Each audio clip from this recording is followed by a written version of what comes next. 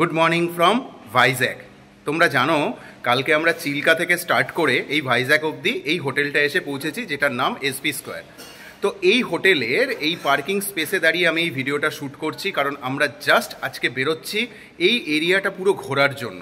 আমরা আজকে ভাইজ্যাক সিটির ম্যাক্সিমাম এই কোস্টাল এরিয়াটায় যে যে দর্শনীয় স্থান, মানে যে যে দেখার জিনিসগুলো রয়েছে, আমরা আজকে সেইগুলো এক্সপ্লোর করব। আজকে সারাটা দিন আমরা এগুলো ঘুরবো। আমরা আজকে এই ভাইজ্যাক থেকে অন্য কোথাও যাচ্ছি না, আমরা শুধু এই এরিয়ায় যত যত জায়গা আছে, মন্দির আছে, ফিশিং হারবার রয়েছে, যা যা আছে সমস্ত কিছু আমরা ঘুরবো এবং তোমাদেরকেও ভিডিও মারফত এই ঘুরে ঘুরে এগুলোকে দেখাবো। ভালো লাগলে অবশ্যই জানিও। কালকে আমাদের নেক্সট ডেস্টিনেশনের প্ল্যানিং রয়েছে, সেটা আমরা কালকে শেয়ার করব। বাট আজকে এই এরিয়ায় যা যা দেখার জিনিস আছে সেগুলো ঘুরবো। তবে ঘোরার আগে, স্টার্ট করার আগে করতে হবে ব্রেকফাস্ট। তো দেখা হচ্ছে ব্রেকফাস্ট টেবিলে।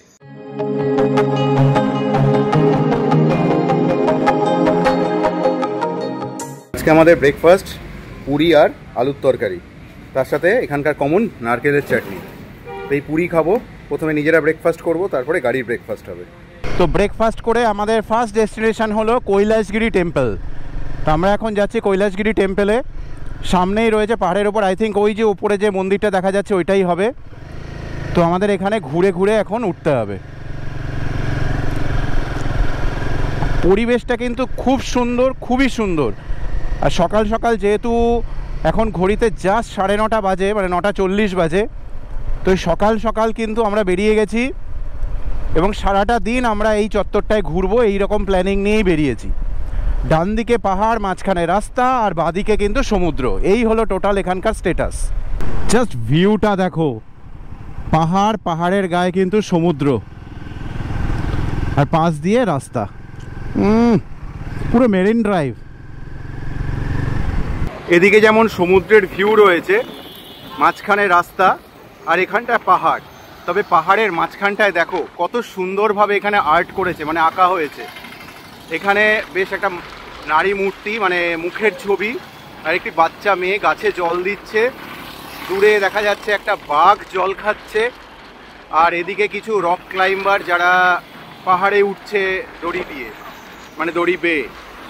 আর এদিকে কিছু ফুল, প্রজাপতি, এই সমস্ত কিছু রয়েছে। দারুণ বানিয়েছে কিন্তু জায়গাটা। আর উপরে আমাদের ন্যাশনাল ফ্ল্যাগ রয়েছে। তো এক কথায় কিন্তু অসাধারণ ভিউ কিন্তু এখানটায় রয়েছে। তো কৈলাসগিরি টেম্পলে যাওয়ার জন্য এখানে কিছু টিকিট নিতে হয়। কত টাকার দেখি? How much is this? 20। তো 20 টাকার কিন্তু একটা টিকিট কাটতে হয়।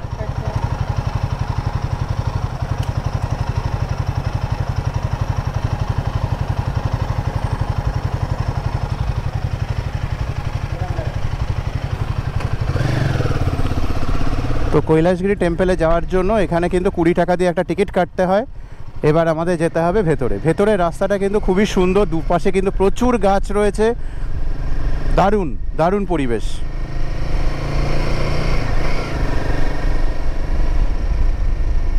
কি দারুণ লাগছে কি না বলো? কি সুন্দর লাগছে জায়গাটা, ওয়েল মেনটেন্ড, সেটা বোঝা যাচ্ছে। তো এই হলো কৈলাসগিরি টেম্পলের গেট। বিশাল বড় একটা গেট রয়েছে কিন্তু এখানে। প্রচণ্ড হাওয়া দিচ্ছে যেহেতু পাহাড়ের ওপরে রয়েছে। এদিকটায় গাড়ির পার্কিং রয়েছে, মানে কার পার্কিং, আর ডান দিকটায় এদিকটায় বাইক পার্কিং। তো এদিকে বাইক রেখেছি। এবার আমরা ঢুকবো এদিক দিয়ে। Welcome Kailash hill. আর টেম্পলের মেন আকর্ষণ এই 12 মিটার উঁচু শিব পার্বতীর এই মূর্তিটা। সামনে গিয়ে দেখাচ্ছি, দূর থেকে জাস্ট ফার্স্ট ভিউ এটা।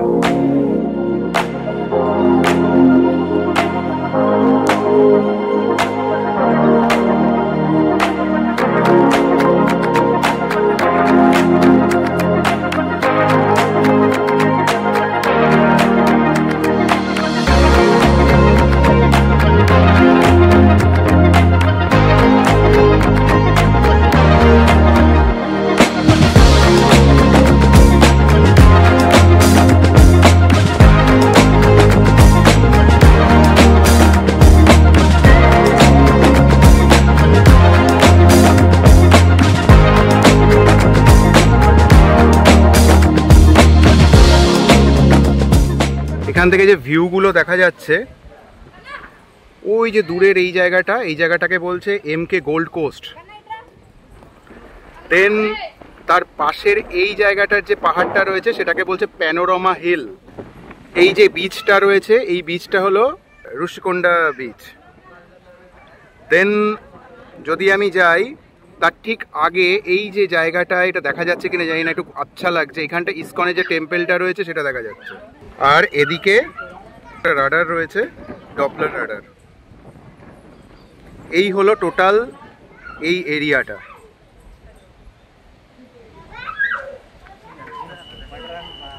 তো কৈলাসগিরি টেম্পল ছেড়ে এবার আমরা যাচ্ছি RK বিচ, মানে রামকৃষ্ণ বিচ। রামকৃষ্ণ বিচ এখান থেকে আরও 5 কিলোমিটার মতন আমাদের সামনে যেতে হবে। এখানে রাস্তা একটা জিনিস আছে, সমস্ত জায়গায় মোড় রয়েছে, সব কিছু রয়েছে, বাট না ট্রাফিক সিগন্যাল রয়েছে, না কিন্তু কোনো ট্রাফিক পুলিশ রয়েছে, সবই ভগবানের ভরসায় চলছে।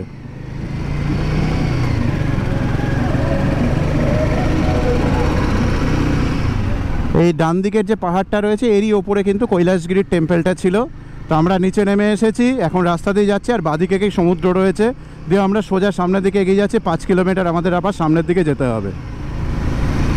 কৈলাসগিরির যে রোপওয়েটা রয়েছে সেই রোপওয়ের একদম এন্ড পার্ট হলো এটা।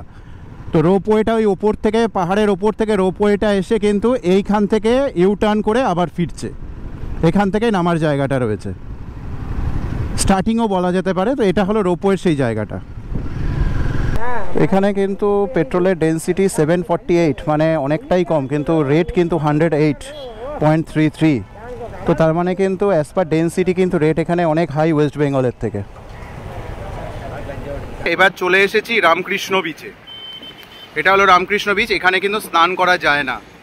এদিকটায় অনেক গাছ রয়েছে, গাছের ছাওয়া রয়েছে, প্রচণ্ড রোদও রয়েছে, বাট বেশ ভাল লাগছে।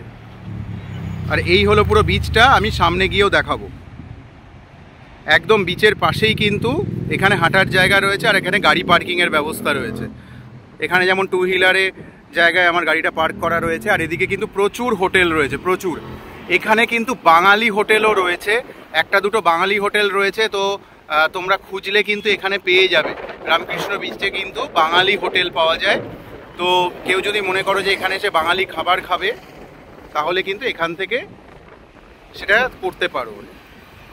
এই হলো রামকৃষ্ণ বিচ। এখানে স্নান না করতে দেওয়ার কারণই একটা, যেখানে কিন্তু সমুদ্রের ধারে প্রচুর পাথর, প্রচুর পাথরে পাথরে পুরো ভরে গেছে,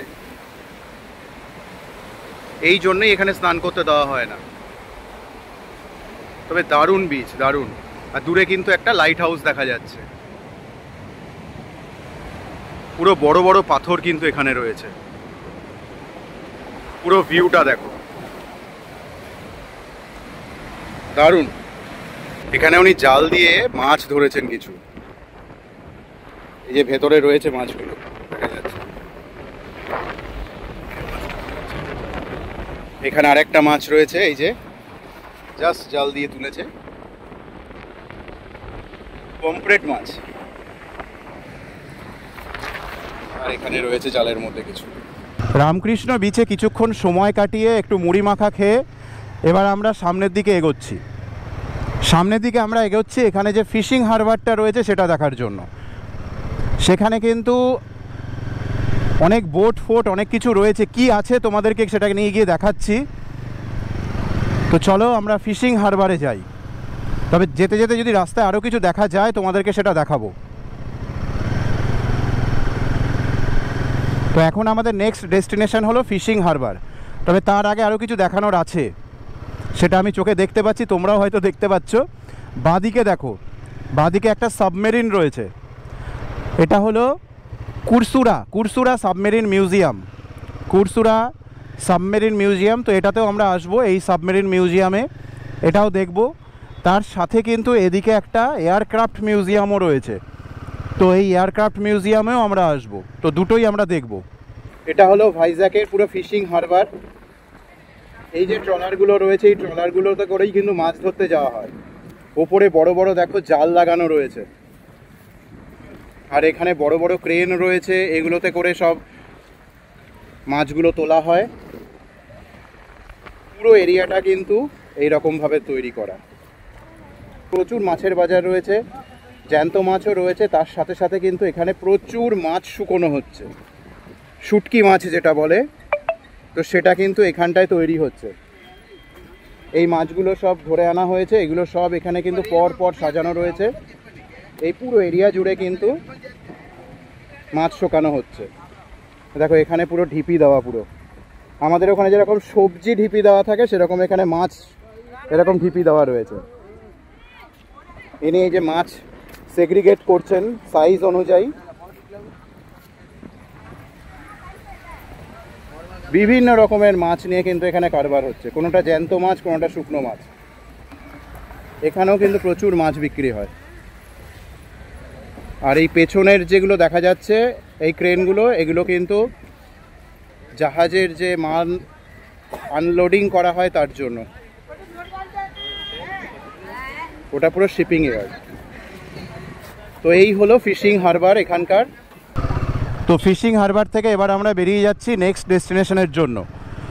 তোমাদের নলেজে একটা জানিয়ে রাখি, আমরা প্রচুর অন্ধ্রের মাছ খাই, সেটা রুই মাছ হোক, কাতলা মাছ হোক, বা বিভিন্ন রকমের মাছ, যেগুলো ম্যাক্সিমাম কিন্তু এই অন্ধ্রপ্রদেশ থেকেই যায়। এবং এই অন্ধ্রের মাছগুলোই কিন্তু এখান থেকেই আসছে, এখান থেকেই উঠছে এবং এখান থেকেই শিপিং হয়, সেটা গাড়িতে যাক বা যেভাবেই যাক। তো অন্ধ্রের মাছ কিন্তু পুরোটা ম্যাক্সিমামটাই কিন্তু এখান থেকেই, এই হারবার থেকেই উঠছে। আর যেটা দেখাচ্ছিলাম যে জাহাজ আনলোডিং লোডিংয়ের জায়গা, সেটা হলো বাঁদিকে। এই হলো shipping harbour, Visakha container terminal.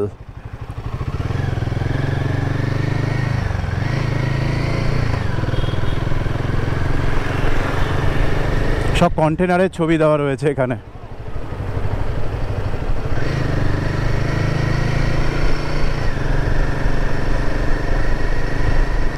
বিশাল এরিয়া জুড়ে কিন্তু এই জায়গাটা রয়েছে, অনেকটা এরিয়া। এবং সবথেকে বড় ব্যাপার, দেওয়ালগুলোতে কত সুন্দরভাবে আঁকা রয়েছে বোথ সাইড, এদিকেও রয়েছে, এদিকে আঁকা হবে বলে দেওয়ালগুলোকে সাদা করেছে, তো দারুণ লাগছে।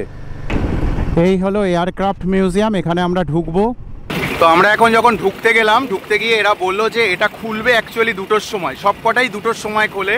এখানে দেখার জিনিসগুলো সব 2টোর সময় খোলে, যেটা এয়ারক্রাফট মিউজিয়াম আর এপারে সাবমেরিন, এগুলো সবই দুপুর 2টোয় খোলে। এখন ঘড়িতে সময় হয়েছে জাস্ট 12:40, তাই আমরা ভাবছি অন্য আর একটা বিচে যাই, ঘুরে আসি, তারপরে এখানে আসবো। তো যেটা বললাম যে এয়ারক্রাফট মিউজিয়াম আর সাবমেরিন মিউজিয়াম এই 2টোর সময় যেহেতু খোলে, আর এখন যেহেতু সবে 12:40 বাজে, তো আমরা এখন ভাবলাম যে এতক্ষণ এখানে ওয়েট করার থেকে সামনে টোটালকোন্ডা বিচ রয়েছে, যেটা এখান থেকে 15 কিলোমিটার দূর, তো আমরা সেখানটায় যাব। 15 কিলোমিটার দূরের যে বিচটা রয়েছে, ওটা বিচটা ঘুরে আসতে আসতে মোটামুটি 2টো বেজে যাবে। ইন দ্য মেন টাইম কিছু খেয়েও নেব আমরা, দিয়ে তারপরে আমরা এই 2টো জায়গা দেখব। তো সেই প্ল্যানিংয়ে আমরা এখন যাচ্ছি টোটালকোন্ডা বিচে। ওখানটায় শুনেছি একটা ন্যাচারাল আর্চও রয়েছে, যেটা দেখতে হেভি সুন্দর। তো সামনে গিয়ে, মানে ওখানে গিয়ে বুঝতে পারবো যে অ্যাকচুয়াল কি আছে না আছে। চেষ্টা করব ওখানকার ভালো ভিউ তোমাদেরকে দেওয়ার। তো চলো সামনের দিকে গিয়ে তোমাদের সাথে আরও কথা হচ্ছে। বাঁদিকে রয়েছে জু, এটা হলো ভাইজ্যাকের জু। তো এখানেও কিন্তু অনেকে ভিজিট করতে পারো। বাঁদিকের এটা কিন্তু ইসকনের যে মন্দিরটার কথা বলছিলাম, দূর থেকে দেখাচ্ছিলাম, সেই মন্দিরটা। এই হলো ইসকন টেম্পল।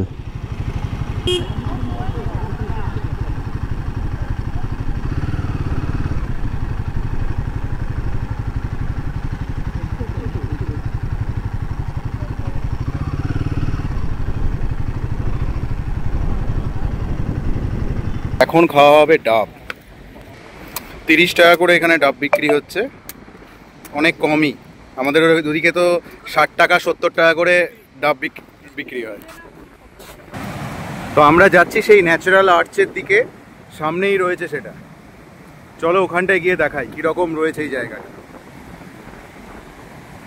বীজটা কিন্তু পুরো অন্যরকম, পুরো অন্যরকম। পাথুরে বীজ, পুরো পাথরের মাঝে মাঝে একটু একটু করে বালি রয়েছে, আর সমুদ্র কিন্তু একদম পাথরের গায়ে ধাক্কা মারছে এখানে। আর সামনেই রয়েছে সেই নাম করা ন্যাচারাল আর্চ। দেখো সমুদ্রের ধারে জেনারেলি বালি থাকে, আর এখানে সমুদ্রের ধারে কিন্তু বালি না, সমুদ্রের ধারে রয়েছে পুরো রক, সলিড রক। আর এই হলো সেই ন্যাচারাল আর্চ।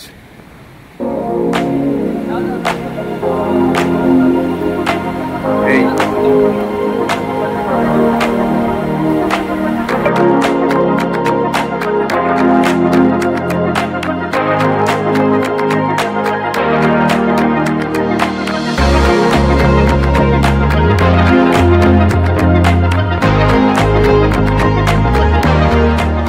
ভাইজ্যাকে আজকে আমরা লাঞ্চের জন্য এসেছি রুসি ভ্যালি রেস্টুরেন্টে। এটা তার মেনু কার্ড, রুসি ভ্যালির মেনু কার্ড রয়েছে।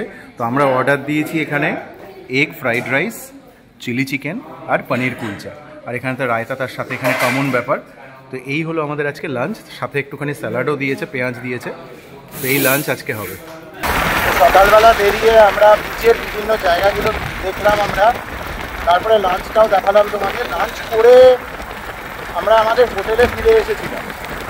ফিরে এসে জাস্ট হাফ অ্যান আওয়ার একটু টাইম স্পেন্ড করে তারপরে আবার বেরিয়েছি। মাসুদ এখন গাড়ি চালাচ্ছে, আমি পেছনে বসেছি। আমরা এখন যাচ্ছি বরাহলক্ষ্মী নরসিংহ মন্দির। এদিকে সূর্য জাস্ট অস্ত যাচ্ছে পাহাড়ের পেছনে, পরিবেশটা কিন্তু দারুণ হয়ে গেছে। সামনে একটা উঁচু পাহাড় রয়েছে, ওর ঠিক পেছনে কিন্তু সূর্যটা আস্তে আস্তে অস্ত যাচ্ছে। গেটের এখানে 10 টাকা দিয়ে আমরা এখন সামনের দিকে যাব। চলো।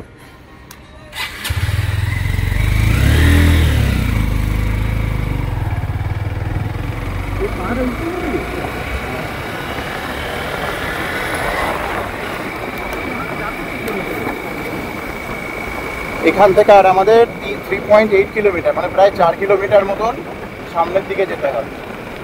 তো এখানে বাইক পার্কিং করে এই সামনের দিকে ডান দিকে রয়েছে, এই সিঁড়িটা দিয়ে ডান দিকে উঠতে হবে মন্দিরের জন্য। তো সেখানে যাচ্ছি। এটা হলো মন্দিরের এন্ট্রান্স, এই সামনে রয়েছে মন্দির। তো পৌঁছে গেছি নরসিংহ মন্দিরে। নরসিংহ যে আমাদের কৃষ্ণের যে একটা নরসিংহ অবতার ছিল, সেই অবতারের উপর বেস করেই কিন্তু এই মন্দিরটা রয়েছে। তো এই মন্দিরে এখন দর্শনের জন্য একটা নিয়ম হলো যে মোবাইল বা ক্যামেরা কিন্তু এখানে অ্যালাউ নয়। তো মন্দিরের বাইরে দাঁড়িয়ে তার জন্য আমি ভিডিওটা শ্যুট করে তারপরে মন্দিরের ভেতরে যাব। মোবাইলটা এখানে জমা করতে হবে, 10 টাকা করে পার পিস মোবাইল এখানে জমা করতে হয়। তো মন্দিরের ভেতরের ছবি তোমাদেরকে দেখাতে পারবো না, যেহেতু মোবাইল জমা হয়ে যাবে। তবে বাইরে থেকে আমি কিছু ভিউ তোমাদেরকে দেখাচ্ছি, একটু দেখো। এই হলো মন্দিরের মেন গেট।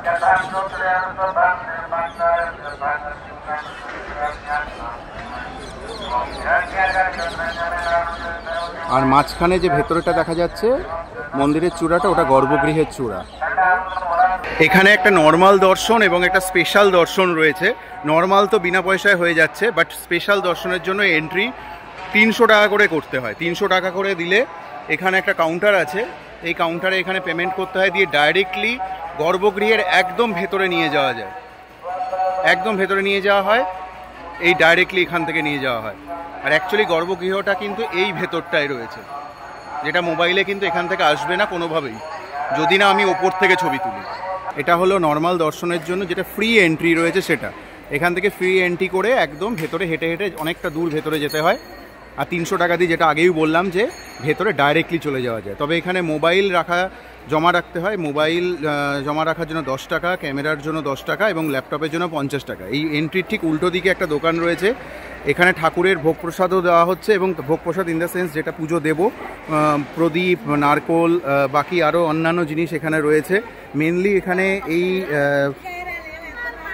তুলসী পাতার মতন এটা রয়েছে, তুলসী পাতাই। তো এটাই মেনলি ঠাকুরের পুজোর জন্য ইউজ হচ্ছে, এবং সাথে মোবাইলও এখানে জমা হচ্ছে। এই যে এখানে সবই রয়েছে তুলসী পাতা, এগুলো একটু বড়, তুলসী পাতাগুলো একটু বড় বড় সাইজের রয়েছে, বাট এগুলো তুলসী পাতাই।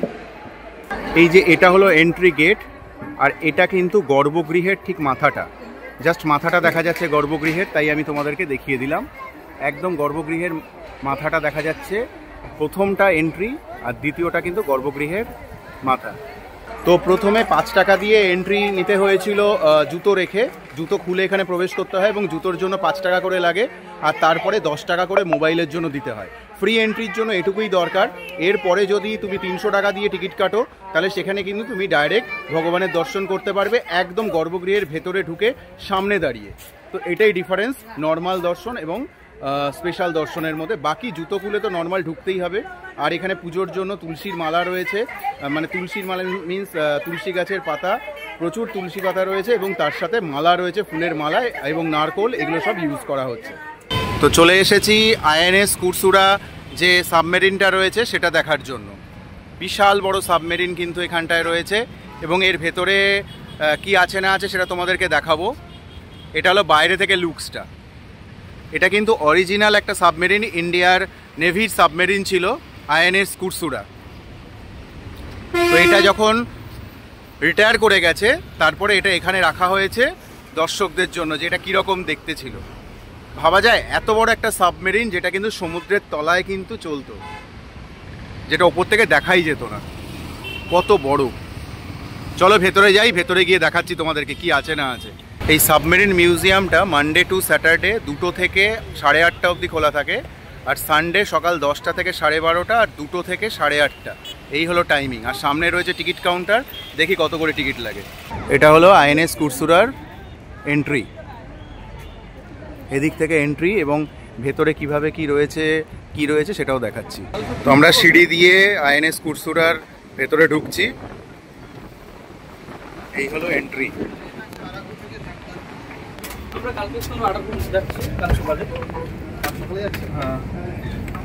এই হলো পুরো, এদিক দিয়ে বেরোলাম, ঢুকেছি আমরা ওই মাথা দিয়ে।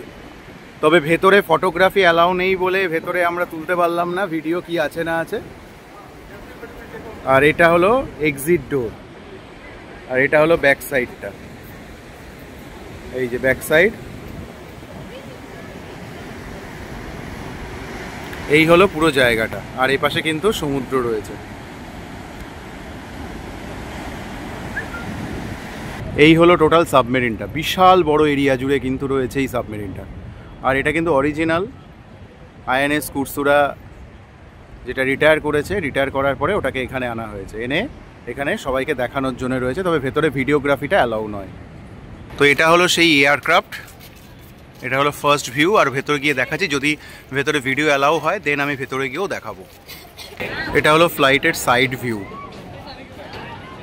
আমরা এখন আস্তে আস্তে এই যে এপাশটায় যে জায়গাটা রয়েছে, এখানে গেট রয়েছে একটা ব্যাক সাইড দিয়ে, এই গেট দিয়ে ভেতরে ঢুকবো। এই হলো এয়ারক্রাফটের ফ্রন্ট ভিউ। এই এয়ারক্রাফটটা কিন্তু অ্যাকচুয়ালি সোভিয়েত রাশিয়ার তৈরি অ্যান্টি সাবমেরিন ওয়ারফেয়ার, ASW বলা হয়। সো সেটার একটা বোম্বার এয়ারক্রাফট কিন্তু এটা, এবং এটা প্রায় 30 ইয়ার্স ইন্ডিয়ার আর্মির সাথে ছিল, এবং আফটার 30 ইয়ার্স এটা রিটায়ারমেন্ট হয়, এবং রিটায়ারমেন্ট হওয়ার পরে এখানে ভাইজ্যাকে এই মিউজিয়াম হিসাবে এটাকে ইউজ করা হচ্ছে। তো দারুণ জিনিস, দারুণ, মানে দারুণ লাগলো ভেতরটা ঘুরে। যেহেতু ভেতরটায় কোনো ভিডিওগ্রাফি অ্যালাউ নেই, তো ভেতরের জিনিসগুলো আমি দেখাতে পারলাম না, বাট বাইরে থেকে দেখো কত সুন্দর দেখতে, এবং বিশাল বড়, বিশাল এরিয়া জুড়ে কিন্তু রয়েছে এটা। আচ্ছা, তো আজকে কিন্তু একটা স্পেশাল দিন, সেটা হলো মাসুদের আজকে জন্মদিন। সেটা জানতাম না, আজকে দিনে সকালবেলা ঘুম থেকে উঠে জানতে পেরেছি আজকে মাসুদের জন্মদিন। তো আজকে যে স্পেশাল দিন, মাসুদের যেহেতু জন্মদিন রয়েছে, তো একটা ছোট্ট কেক কাটার আয়োজন। চলো, happy birthday to you, happy birthday to you, happy birthday dear Masud, happy birthday to you. Thank you.